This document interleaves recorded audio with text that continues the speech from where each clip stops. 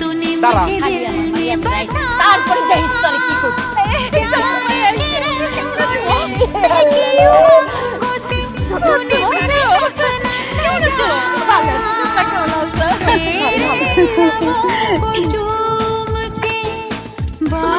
আসতে কোনো সমস্যা হয়নি তো? না খালা সারা রাস্তা আসতে আমার কোনো কষ্ট হয় নাই, কিন্তু যত কষ্ট তোমার এই দাওয়াই নিয়ে দিছে।